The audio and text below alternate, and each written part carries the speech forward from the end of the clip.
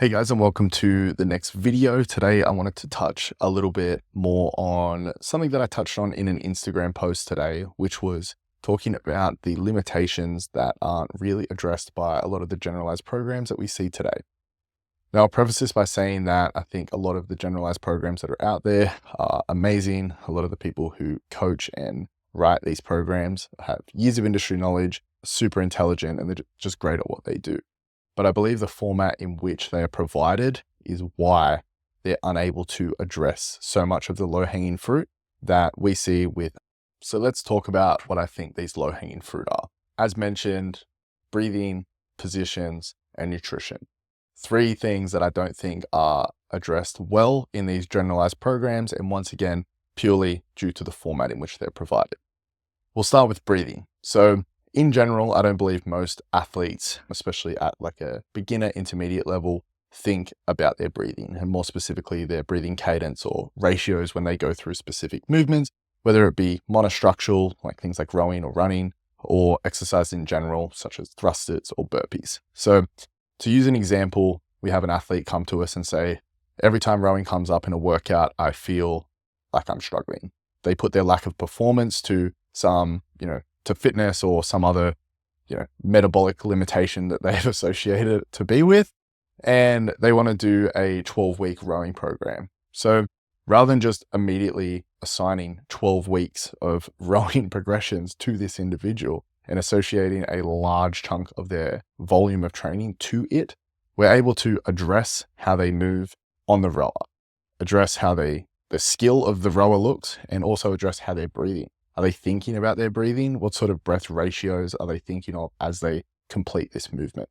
And if we're able to put it up to the fact that there's improvements to be made on their breathing mechanics, we can move the needle and essentially make massive progressions on their ability to row and not reach threshold or fatigue as quickly by simply improving their breathing and not have to assign a huge chunk of volume to rowing. And now, don't get me wrong, if this wasn't the case, the person just ended up doing 12 weeks of rowing, still get better at rowing, right? But we're able to do it with assigning way less training volume. Then if they were to then go block, that they've set themselves up with a good foundation to get even more able to push harder, meet higher threshold because of the efficiency of being assessed by a one-on-one coach. This is something that you're going to get following program athletes all the time.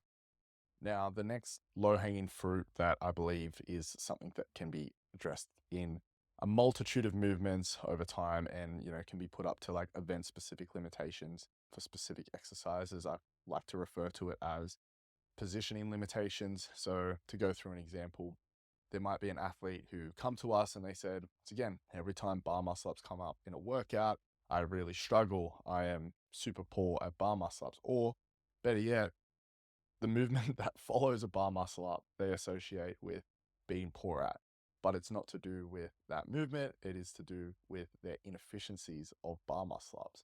And those inefficiencies may be due to lack of positions, right? Not being able to get in the correct hollow arc or even the lockout at the top. They're working too hard to get there. So they're going through these workouts, working much harder than needed due to the inability for them to effectively hit those positions consistently in a workout. And obviously that reduces under fatigue, right? So this individual, once again, signs up to a program, assigns a massive chunk of volume to doing bar muscle ups, right?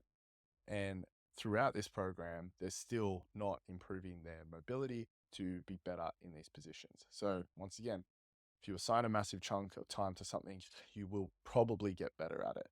The difference being working with a one-on-one coach, we're able to look and address those sort of positional limitations immediately. And if bar muscle ups are a problem in terms of developing the skill, by addressing the positional limitations first before assigning a massive chunk of your training volume to bar muscle ups, when you go through it, you will do it much better and you will get a lot more out of it without being restricted by those specific positional limitations.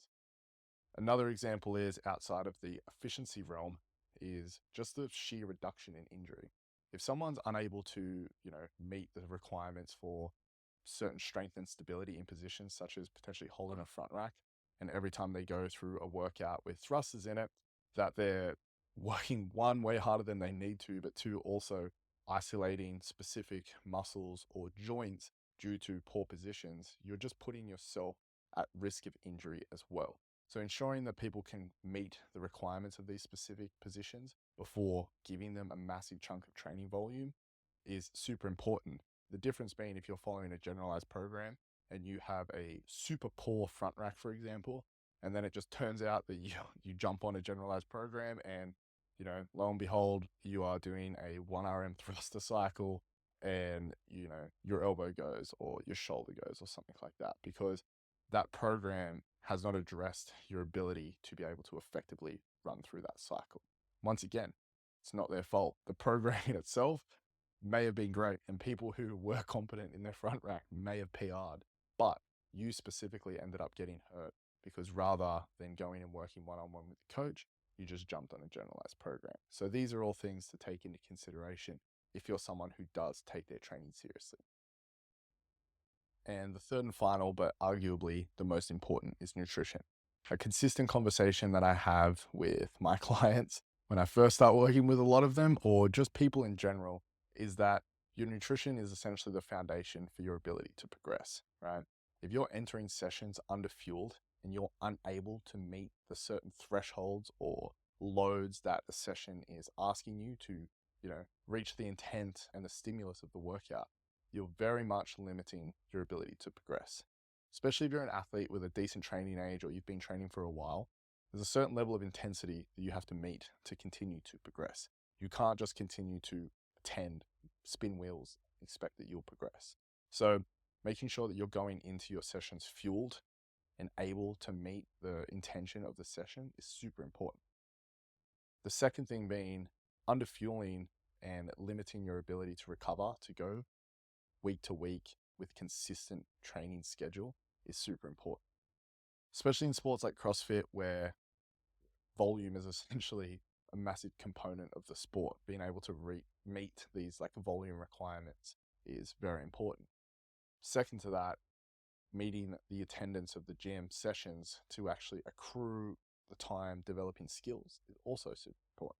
So if you're unable to just turn up consistently to make sure that you're spending enough time on skills and developing that volume because you're feeling sore and under recovered, you're essentially setting yourself up for, an unsuccessful training cycle with something that is very much within your control.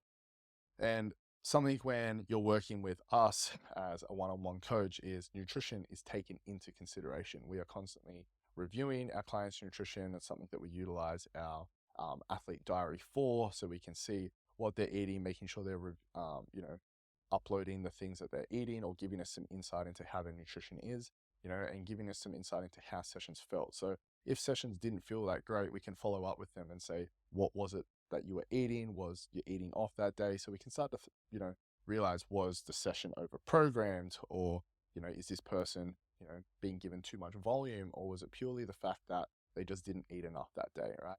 And that way the program can be catered to that individual's needs. So this is once again something that a generalized program isn't going to offer.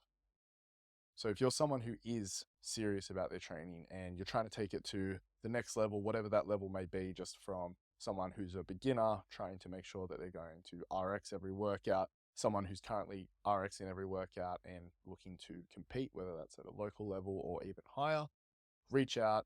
I guarantee we can be of help to you. If you have any questions at all, leave them in the comments or reach out on Instagram.